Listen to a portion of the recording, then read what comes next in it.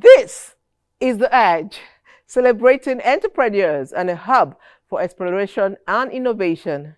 My name is Patience Saba, and today our focus is on real estate development, solutions, and sustainability. We have a very special guest, and he is Dr. Olusola Owomoyela, an entrepreneur per excellence, who will share with us an insight into the dynamic world of real estate. Owomoyela is currently the MD CEO of Next Gear Properties. Dr. Owomoyela's entrepreneurial journey is captivating, inspiring, and motivating. Indeed, it was an honor spending time with him. I have a mentor who is, his name is King Fed. Okay. He's also my in-law.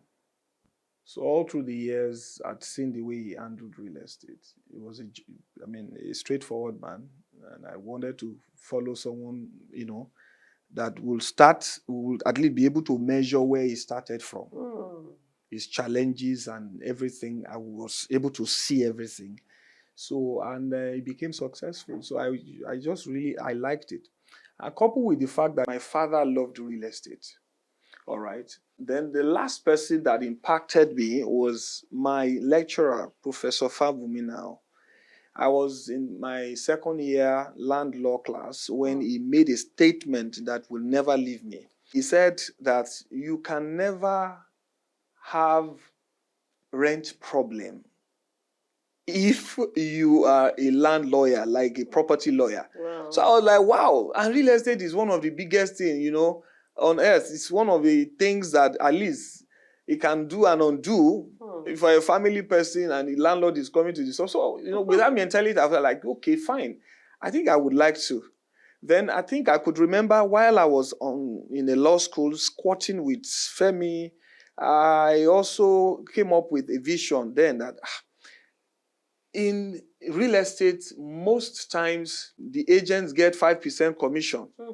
So I told myself, I said, why can't I be the person that gives people that commission? Mean that I wanted to be a developer. I wanted to be the person. I'd always been like that. Anywhere I am, I always want to be the person to give. So the first journey, my first year, no sale. I needed to start marketing for other people. I would send SMSs and all that, no sale, nothing. I didn't have any skill in sales. I didn't have, so I was just trying to, okay, you know what, this is what I'm doing now. So nothing happened. So I was always broke. How exactly? What was that moment and how exactly did that happen? Because it's an intriguing story. How did you find it? Yes, like I said, I started marketing for other people. So, but while I was marketing, it gave me exposure to the system, like how they got their land. In some cases, some of the owners of such lands would just give them, maybe after raising the initial capital.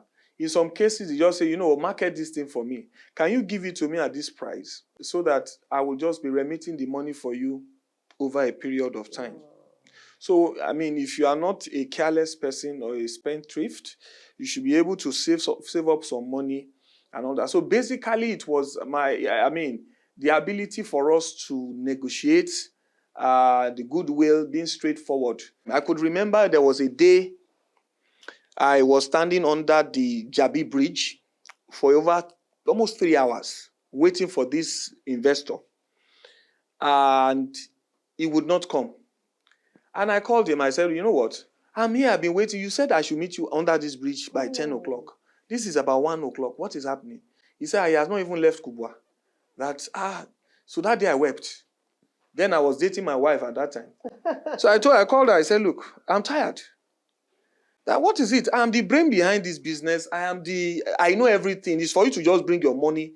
And you keep wasting my time. I cried that day. I decided, water was just, I said, what is this thing? My wife just said, you know what? Don't worry. If he doesn't come, you can go back home. I said, okay, fine. I think he ended up not coming anyway. And it didn't work. So while we were doing that, like I said, I'd found a land. I just needed for him to bring the money. So I now told my brother, I have a brother, an older brother that had some of those land in such areas. And I said, I'm about to enter a partnership with somebody and all. I now said, but I have a land somewhere, although I've not paid for that land, but the family can actually, so from your sale, you can. So I think that was the first land we had. We called it Palm Springs Estate. And then from there, I started investing in other places, Karishi and so on. That was how I started. And then, of course, we started gathering people, because you can't do it alone. That period, I was the CEO. I will put, in fact, there was a day I went to Guruku, it was a dusty road. Those days, they were borrowed vehicles. I could remember the Sienna did not have AC. And if you know Sienna now, if you don't have AC in Sienna, you suffer. So, I was in suit. I used to like suit. I would wear suit that period. So, but that day, we needed to go and put our signboard on the ground. Yes. CEO. I went there with one young man. As they were digging, they were not digging well. I just removed my suit. I dug. By the time I was coming back, I just felt that, look, why wear this suit? So it was singlet. Yeah. Why singlet? I can't forget that day. Oh my goodness. And then by the time I got to Guruku Road, that dusty road, I was, you know what they call a lubo? Yes. The dust. I was full of, as in, people were like, who are you? What are you doing here? I said, I'm so. It's not true. You are not the person. I said, I am the person. I said, okay, no problem, So people do not recognize me.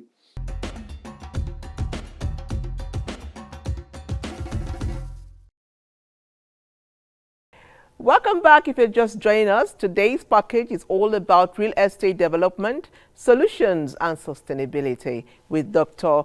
Olusola Owomoyela, an experienced real estate entrepreneur with a proven track record of numerous accomplishments in the field. Okay, right now, we will take a break from our conversation to bring you a short documentary that will further tell our story.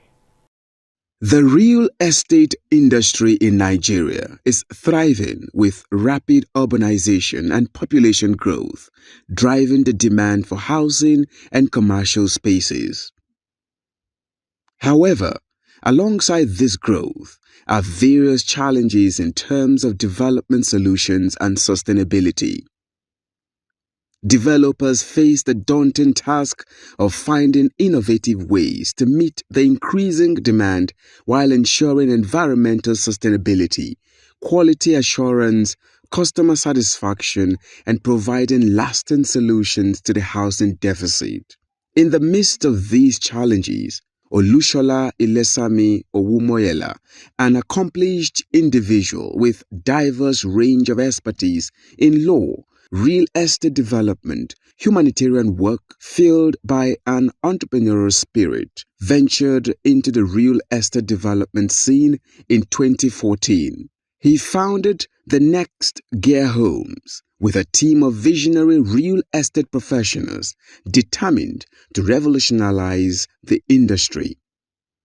Next Gear Homes has grown into a prominent real estate firm recognized for its integrity, dedication to quality, innovation, and customer satisfaction. The company has established a strong presence across Nigeria, with headquarters and branch offices in Abuja and additional branches in Lagos and Ibadan. Next Gear Homes' portfolio extends beyond these core locations with a huge subscriber base spanning its reach within and outside Nigeria.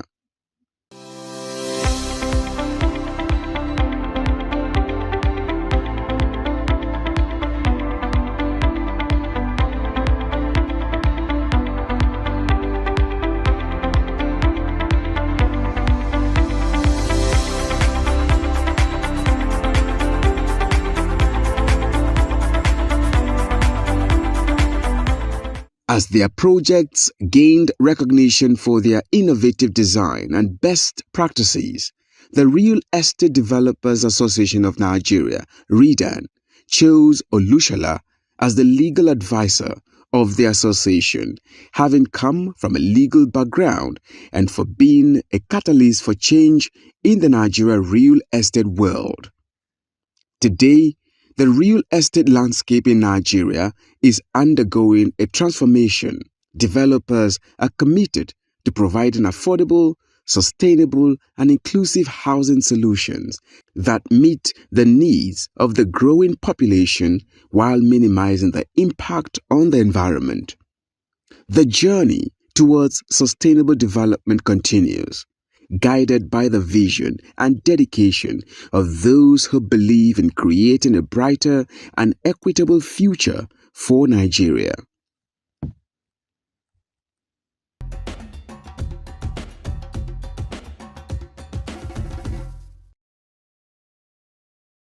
Indeed, Dr. Olusola Owomoyela has built many estates and has also been a key player in the real estate sector for so many years. His innovative approach consistently sets new standards in the industry. Let's continue with our conversation.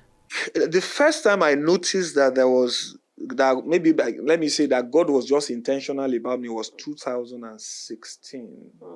Yeah. Because the rate at which people were bringing properties to me was alarming.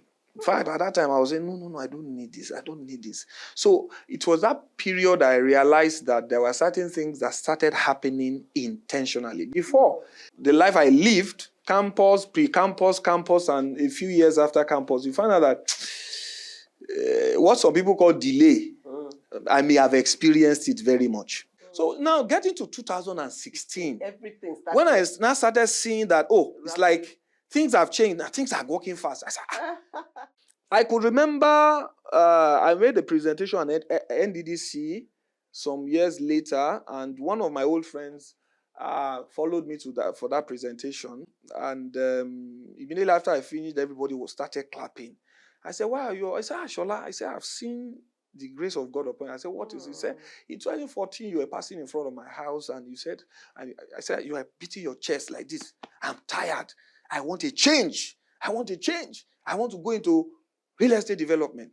I'm tired of everything. I just want a change. He said, everything I said I wanted to become, the number of cars, the number of estates, everything, that I've seen you accomplish it. That, man, there's something about it. So that's when I started thinking that, maybe God is actually intentional, about me. What strategies did you employ? Innovation? How are you coping? There are so many real estate developers. So what stands you out? Talking about the terrain in real estate is up and down. Everybody that lives in the FCT knows real estate is one of the things that have actually either made people poor or poorer or richer. First of all, I entered into this area in 2014. So you can imagine starting something when the economy was getting a bit tougher. So I have seen a mixture of it. But one thing I've seen is that we became better in periods where things are down south. During COVID, we made more money. Each time there was economic chaos, we made more money. If you want to last for a long time, your business, your real estate business, must be like this. Number 2, innovation. What is innovation? Doing the same thing differently. Looking for a new way of doing things. I learned in the early part of my journey that you must be able to sell. In any economy, you must sell. So the most important thing for anybody, not just in real estate, in any business whatsoever, is your ability to sell. How do you convince somebody to buy when he has been scammed before? You have to be able to reveal. Let the person see your hand. You understand? And then you have to be able to protect. The persons that write my receipts, I choose them properly. You don't just write my receipts. Not everybody that writes my receipts for my customers. Yes, you can't just write receipts. You understand? And then you scam somebody in the name of the company. You can't do that. Then, one of the things we've done, and Next Gear Group, is that if you bought 500 square meters, it's 500 square meters. If you bought a 4-bedroom, it is. If you negotiated a corner piece, it is. Even if there is inflation, whatever we sign with you, I maintain one mantra. I'd rather be cheated than cheat another person. I get blessed for that. So we have put in innovation. For example, we're the first indigenous company that used drone, even before drones started flying in everywhere in Nigeria, to cover some of our properties. We're also the first company that said we run a paperless company. What is a paperless company? Now, in some companies, you will see right on their walls, you will see map, Abuja map, everywhere map. I said, I want everything digitized. If you want to see anything, it's either you are watching the TV or you are watching somewhere on the screen. I don't want paper everywhere hanging around. You understand? We've written articles as well. We push for a whole lot of things. So that innovation that we injected into the industry have actually helped us. Of course, in terms of sales, we are one of the few companies who actually introduced buy 5, take 1. Oh. You understand? I haven't worked for some clients who felt betrayed or who felt cheated or scammed. As a younger lawyer, I realized that as a developer, I needed to start a company where those who are not empowered or who are not within the city buy property and rest. So that's what we call Watch My Property Concept Limited. So that wherever they put their money, they find it, the value. So that's one of the things that we did that stands as a revolutionary vision for the real estate market.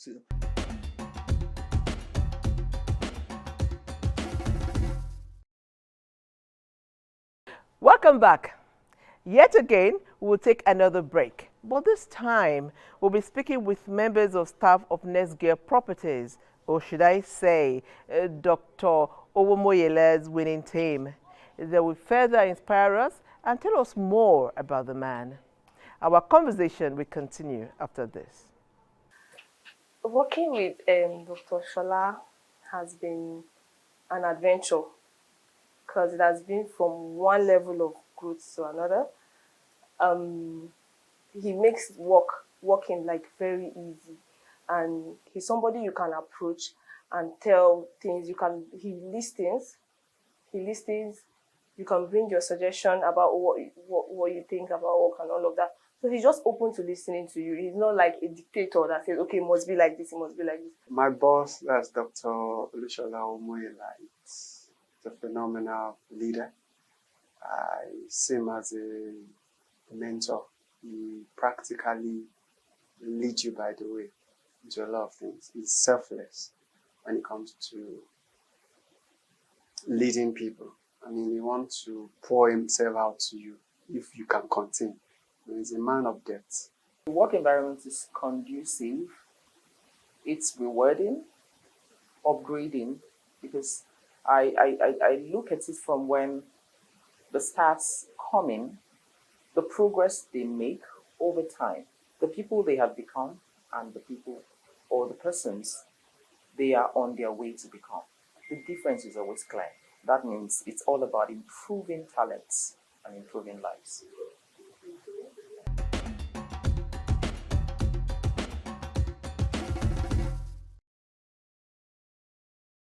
Each time there's a building collapse, there's a blame game where people now begin to blame, oh, it is this, oh, because professionals were not involved. So what do we do to sanitize the housing sector? One of the causes is, one, poor monitoring. Poor monitoring means that the land register or the land department, for example, in Abuja, you have the development control. All right. Wherever they are in all the states in the federation, I think we need to have a stronger department. In some cases, the problem is the department. Where, because they may have collected some bribes, kickbacks, and all that, and then whatever they were not supposed to, approve, they approved. In some cases, they just allow whatever it is. In some cases, it is the developer's fault. How? There are some developers in the bid to make more money and then to reduce costs. They buy substandard products. Yes, And then in some cases, it is not the developer.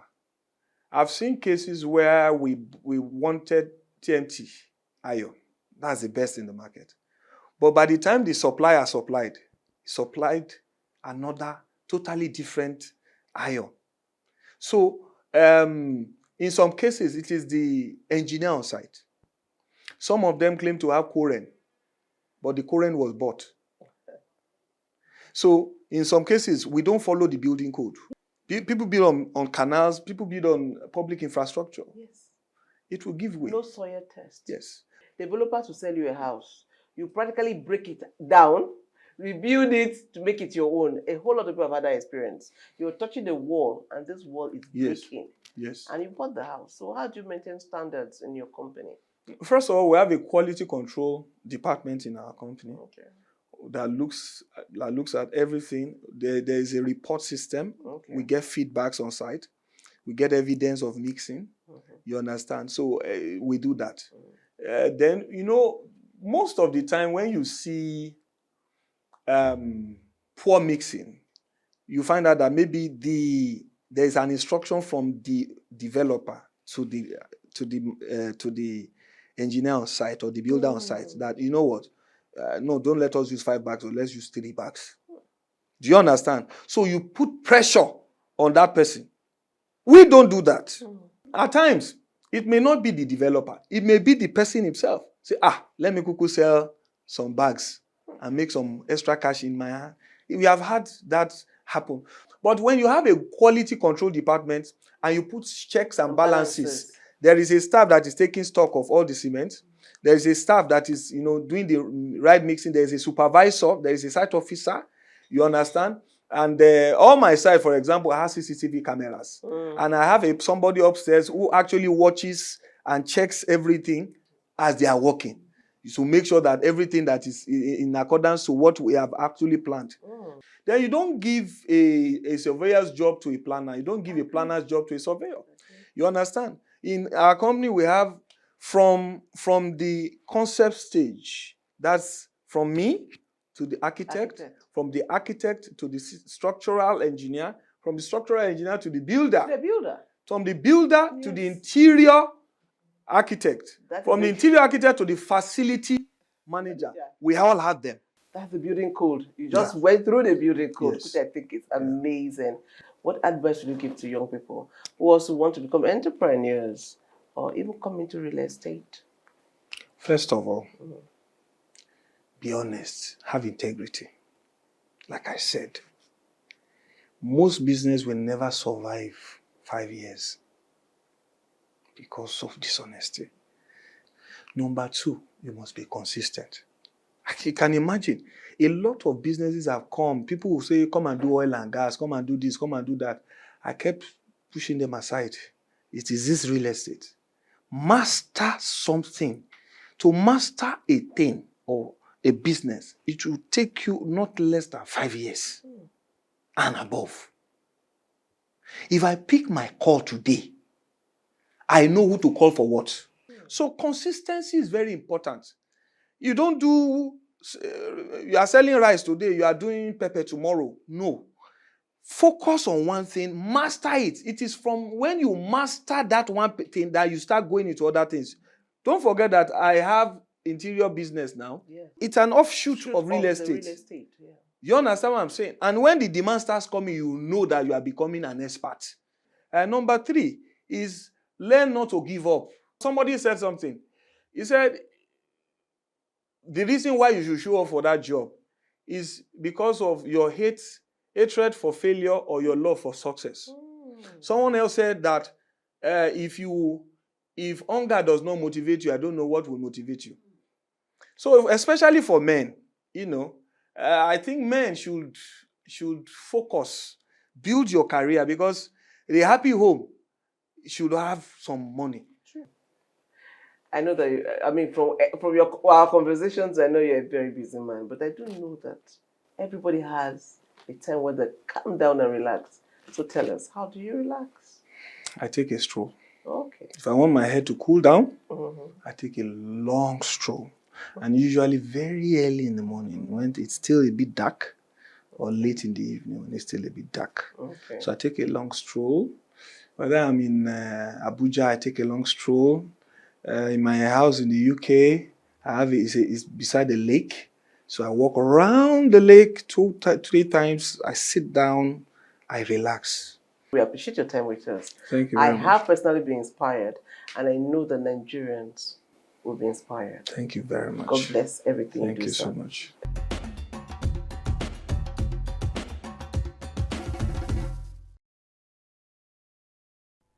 Thank you for staying with us to the end of the program. The real estate sector is critical to the growth of the economy.